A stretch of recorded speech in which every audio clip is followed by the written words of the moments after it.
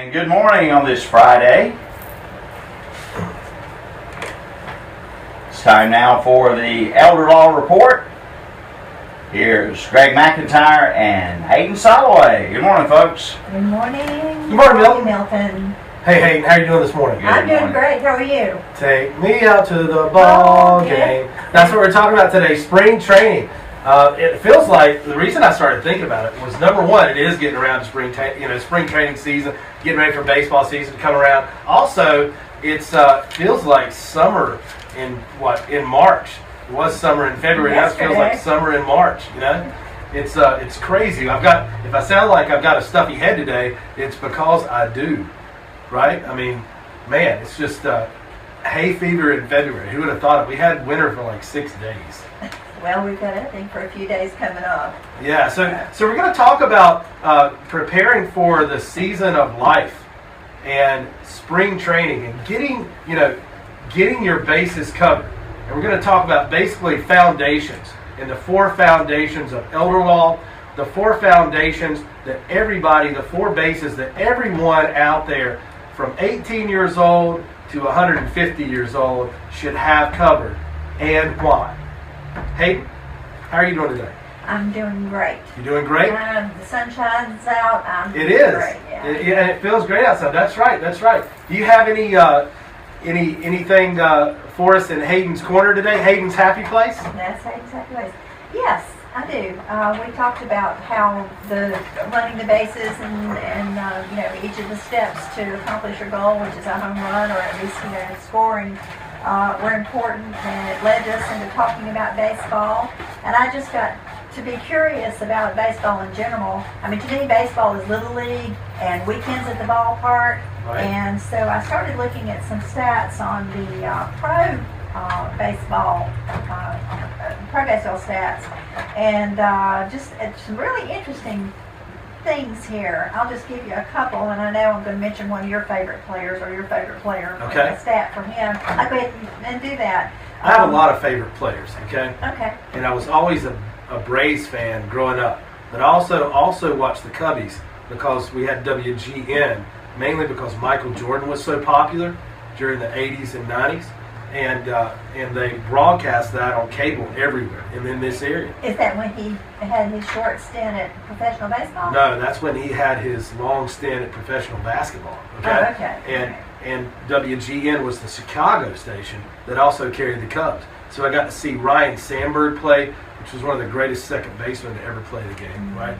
And he could hit home runs like nobody's business. He was a 30-30 guy, kind of steal 30 bases, hit 30 home runs, and was one of the best Golden Glove second basemen there ever was, right? Yeah. And other great Cubs, right? Listened to the Cubs announcers, and after school I'd come home, I know, and a Cubs game was always on. So that was fun to watch those, and the Braves, I guess, And I used to watch every baseball game that came on that the Braves would broadcast. Would broadcast for the Braves. Love their great pitching staff. So I have a lot of favorite players, but there's some upper echelon players who just really stand out. But go ahead. What fun facts did you find out about baseball? Well, I mean, I think most really hardcore baseball fans know that Pete Rose has the all-time record for hits, 4,256. That was a machine. Played. He was a machine. Played at 3,562 games. Right, and regardless, I don't care what anybody thinks about him, best player to ever play the game of baseball. Ever. To step on a baseball field. That's my claim. Pete Rose. You know why? Charlie Hustle. I know you're going to disagree with me, aren't you? Why? Because you have a lot of other stats. Well, we've already started to get in this argument. Well, I know. And I guess I'm a Cal Ripken fan. Right. Nice guy. But he was there every single day. He was dependable. He didn't miss a game. He had dreamy eyes. Well, I didn't know about that. You're sharing your information with me. I thought that's maybe why you liked it. No, actually, I've become a Yankees fan because my husband is from Brooklyn. Right. And he grew up with tickets to the Yankees and the Jets. Sure. The football He's a Jets fan. Wow. Mm-hmm. Okay. Well, he has the opportunity to be. So we have pictures. I've decorated his bathroom with a baseball theme, and he's got Mickey Mantle and Roger Maris. Oh, that's cool. And who's the guy that with the funny sayings? Oh, I can't think of his name. Yogi Berra. Yeah, the Yogi is. Yeah, Yeah, the picture Yogi Berra. with him That's and, right. and the Mick. And, I mean, you know, the Yankee greats. I mean, they had a lot of ton. So I have to kind of support that. But I mean, I've been a Little League baseball mom through a son and a grandson and weekends at the ballpark. So those were my favorite teams. But there were a couple others. Barry Bonds won the National MVP award in the National League. Not my favorite player. Well, he maybe was a not. gifted player, but But he yeah. won the To most me, not a standout valuable player award 7 times. right. 4 more times than the closest competitors, of which there were 4. And that was in the National League, and the American League didn't fare so well. Also, Connie Mack. Connie Mack, Manager of the Philadelphia A's, which is now the Oakland Athletics, has 3,755 career victories, more than any other manager in history. So those are just facts, and I think you could easily argue that who's your favorite? Pete Rose. Pete Rose is an I'll tell you why I awesome think player. Pete Rose is the best player of all time. Okay. And because he was. And he was a switch hitter. The guy had home run power from both sides. He was a mean dude on the baseball field.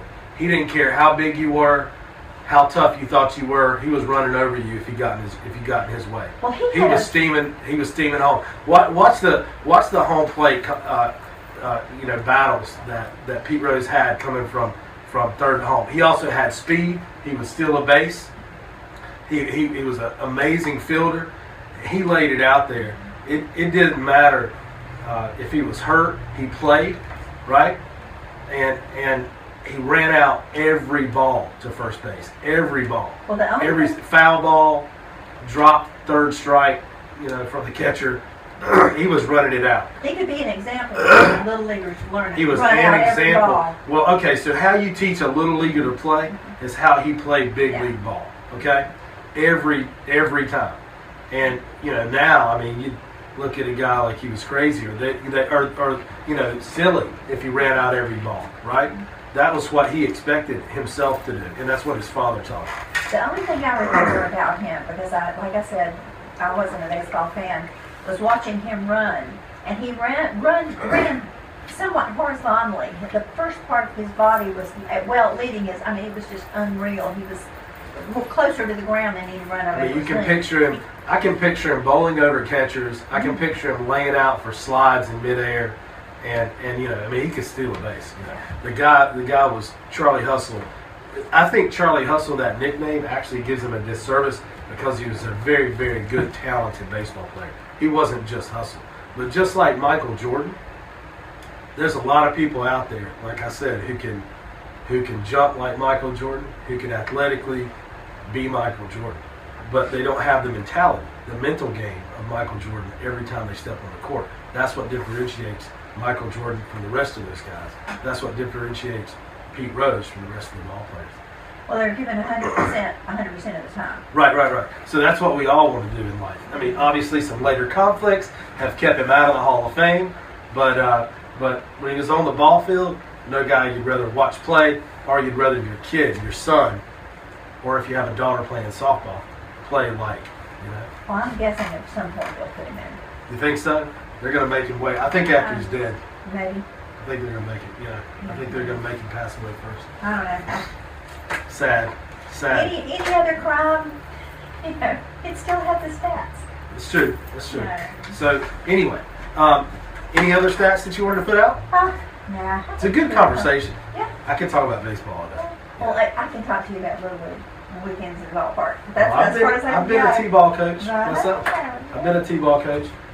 So talking today about rounding the bases, okay? Covering your bases. How many bases are there in a baseball diamond? 4. 4 bases.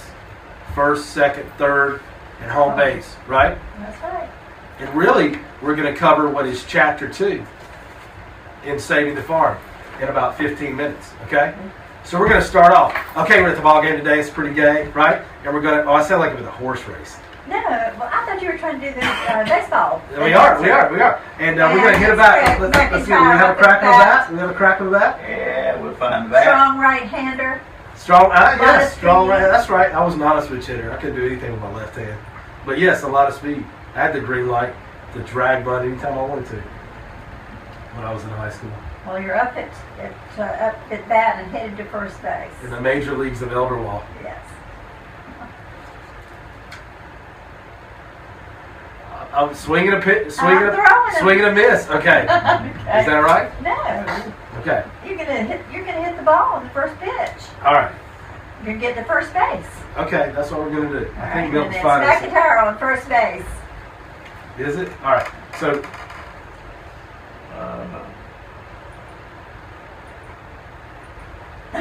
that's okay. I'm waiting. Got technical difficulties. All right, the crack of the bat. There we go. And we're off, and I'm hustling to first base. Okay. And when we get on first base, what's first base, Hayden? First base. Yes. That's where you get to stop. Yes, it is. What's first base of Elderlaw? First base. Your power of attorney, General durable power of attorney, which is different than what people think. It really says what a power of attorney is. Okay. Do you know why a power of attorney is so important, Hayden? I'm going to tell you that I think it's important because when I can't handle my business affairs, I want to make sure they're done. And I want to make sure the person that I trust is going to do it. Is that the answer that would need your approval? Or do I you agree say with you. more? I agree with you. So you want to appoint a very trusted person. Could be a family member. If you don't trust a person, should you appoint him as your attorney in fact? No. No, you should not, right? Because it gives them the keys to the financial kingdom, right? So it lets someone handle your legal and personal business. It also, all right, so you need to appoint a trusted person. It needs to be general. It needs to cover everything, okay?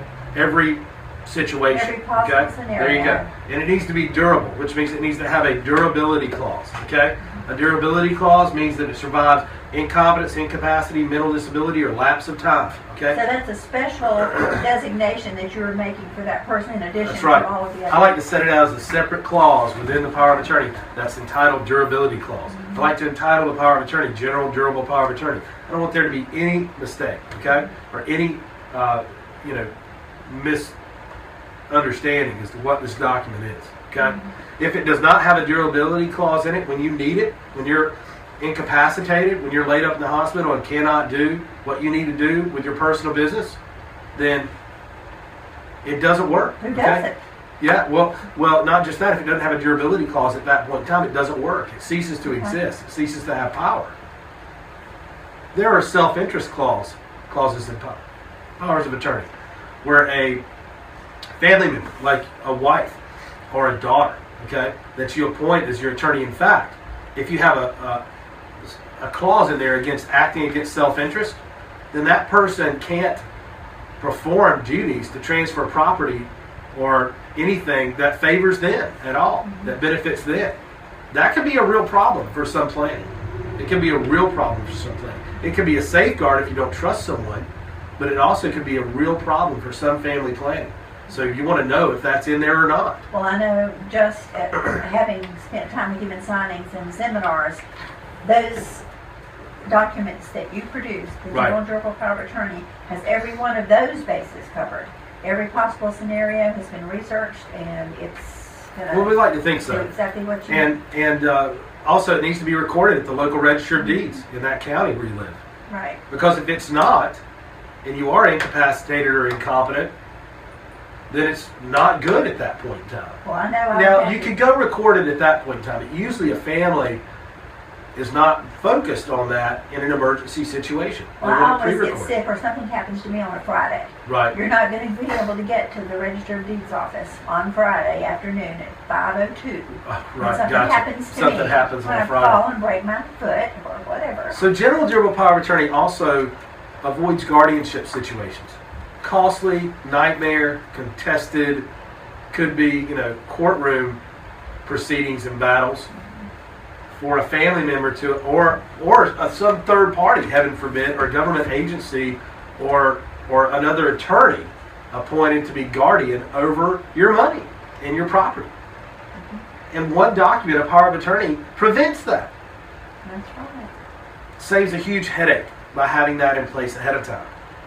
So as we round first, we're going to head to second, okay? We're going to hustle a second, all right? I see my ball. It's it's bounced off of the right field wall between right and center. So Okay. you're going to make it to second base. Yeah. Well, the center fielder and right fielder just dove and collided. I think they hit their heads, and they're slow to get up right now. So the ball is ricocheting back and bouncing back toward the infield. Okay. So I think I'm going to make it to second base. I Okay. think you can So make we're it. rolling to second base. All right.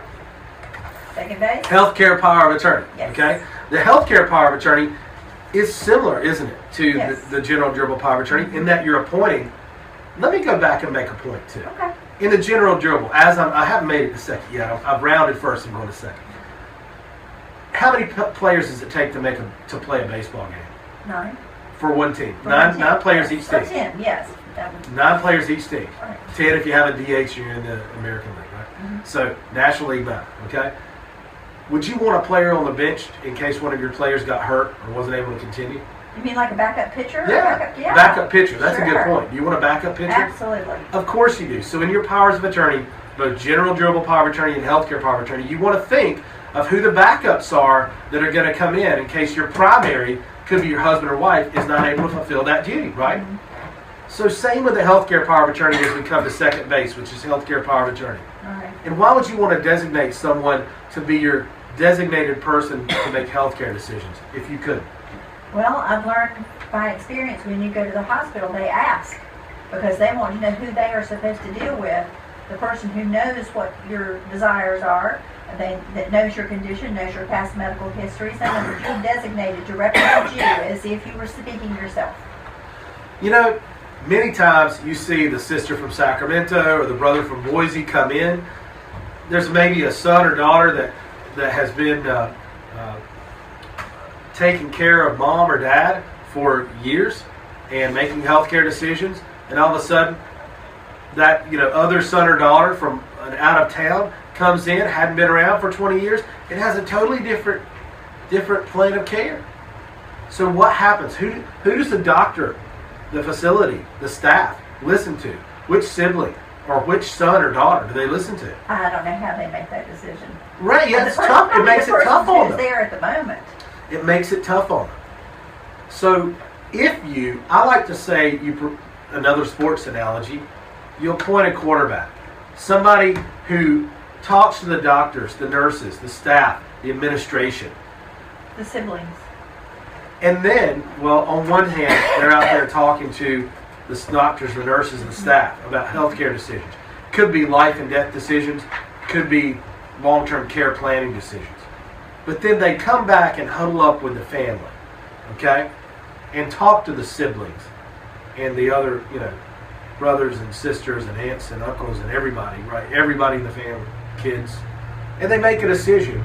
And that one quarterback goes out, that one ambassador goes out and talks again to the doctor, the nurses, the facility, the administration. So it's one consistent message. And that's important. It is. It's very important for continuity of care, the correct care, the right care to be given to someone, whether it's a life or death decision or it's a long-term care decision. You want your healthcare powers of attorney to be HIPAA compliant so that you can pull medical records and you can transfer Yes. medical records from facility to facility. Try pulling medical records without something that's HIPAA compliant. Can't do it. It's true. Okay, we're rounding second. We're headed to third. Okay, Right. and the infielders, the second baseman and first baseman, are now running toward the ball. Okay, to get it, and the right fielder and center fielder have now gotten up and they're running toward the ball too. So I got 4 people running toward the ball, and the ball's still dribbling toward the infield. Keep Okay, running. I'm gonna keep Keep running. running. I'm headed to third. Okay, and when I get to third, that's Living Wills. Okay, isn't that horribly misnamed? Yes. It's really not about living, It's. and it's not about a will passing property, is it? I can understand why someone would come up with a stupid name, but how it's lasted like this? So the actual name, really, that I like to refer to it as, is a declaration for desire for a natural death.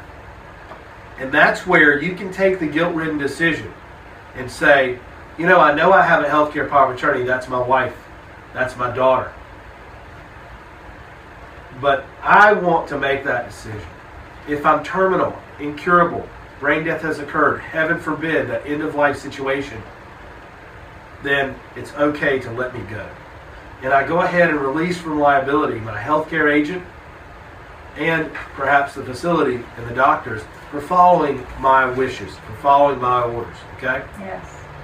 I think it's important to still leave a human element, an interplay between the healthcare power of attorney and living will, and that is the ability for the healthcare power of attorney to still step up and say, hey, wait a second, I know mom or dad better than you do, doc.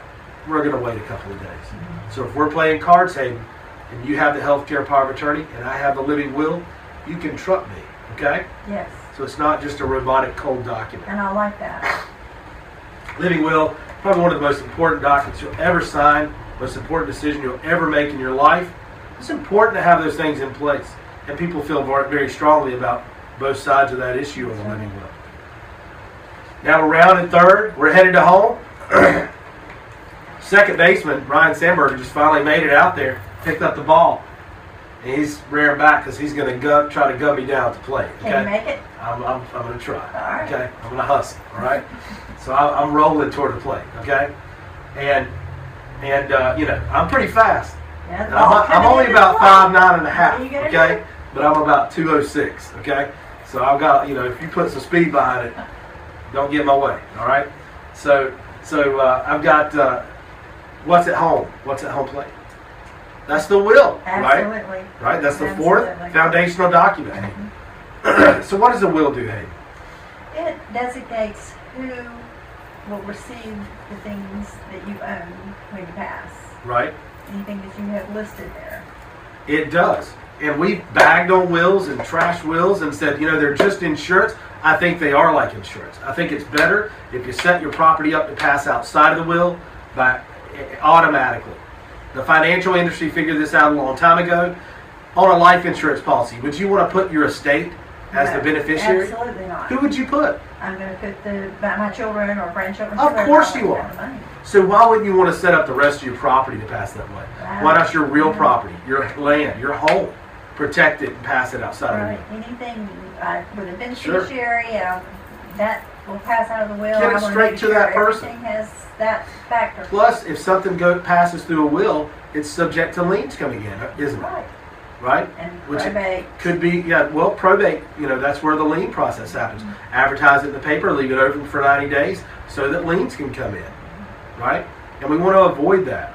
I think a will is still important to have in place for insurance purposes. So if there's something that doesn't pass automatically, something you didn't think of setting up, something that wasn't set up properly to pass automatically, then the will picks it up and says, here, come your little asset, and takes it and gives it exactly to the person you wanted it to go to. Okay? So those are my feelings about will and the probate process, is it's really more of insurance to get things where you want it to go. But it's not a guarantee. And the reason it's not a guarantee is because of the looming numbers of 70% of everyone over 65 right now is going to need some type of long-term care, assisted living, in-home, or nursing home care, which eats up a lot of savings. Sometimes people lose everything they've owned in the last few years of their life because of those costs of that care. So to protect your assets, like your home, you could hit a home run. So I'll tell you, I'm coming to home plate. I'm going to knock this will out. I've got the catcher. He's caught the ball. He's in front of the plate. I just rolled him over. Score! I scored. That's right. I scored. Okay. So I'm going to score. I'm going to get the probate. That's the name of the catcher, was probate. Okay. So I'm going to knock him over. Okay. I rolled him over. He dropped the ball. Okay. And now, you know what? The next time I get up to bat, I want to hit a home run. Okay? I'm going to knock it out of the park because that was too tough. I just want to jog around the bases, and I'm tired now. Okay? That's right. So how do I do that, Hayden? What would be my home run? Lady Birdie. Lady Birdie. That's right. That's right. It would be a Lady Birdie. So what is a Lady Birdie, or advanced life estate deed, or enhanced life estate deed, as it's sometimes called? The Lady Bird deed is it's a type of life estate deed. Correct me if I'm wrong now. But it takes the home and designates who it is to go to after you pass away, but you retain control of it during your lifetime. But it avoids spin down. Takes it right out of the spin down process. What spin down? Under Medicaid. Medicaid spin down. So you got a look back period for some benefits before, say, Medicaid would come in and offer a health care benefit for, say, nursing home or assisted living care. 5 years for nursing home, 3 years for assisted living care.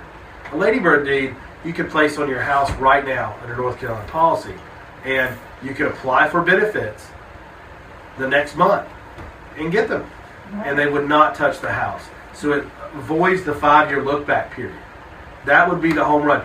That foundational package, those 4 bases plus the home run, would be a great package for most seniors in North Carolina and in Western North Carolina where we serve. That would be a great package for those seniors to put in place. An amazing package. Absolutely. To protect their home, save it for the loved ones, save the farm, if you will. You know, you can read about all these in our book, Saving the Farm, A Practical Guide to the Legal Maze of Aging in America. Contact the radio station or our office, 704-259-7040 to receive that. And Hayden, do we have anything coming up that we want to talk about next week's show and about what's going on in the community? We are doing a seminar at the YMCA in Shelby. It's a Get It Together seminar that talks a lot about how to get all your information together and make your plans, and how to take a plan and turn it into action about making sure that your bases are covered and that you score your home run. What's next week's show about? Next week's show is about, we're going to talk about our seminars. We do seminars and provide you as a speaker for various events, and talk a little bit about that, the outreach that we do for seniors, and the various places we do these. Right, we'll come, listen next week, and I think we're going to have some guests next week to talk about those speaking opportunities as well. So thank you very much, Hayden. Thank you, Bill. And let's get out to the ball game. I've got season tickets this year to the Charlotte Knights, and I'm going to give away some of those tickets. So listen to the shows every Friday on WOHS and every Saturday morning on WTZQ out of Hendersonville. All right, we'll see you next Friday. All right, bye now. Boom.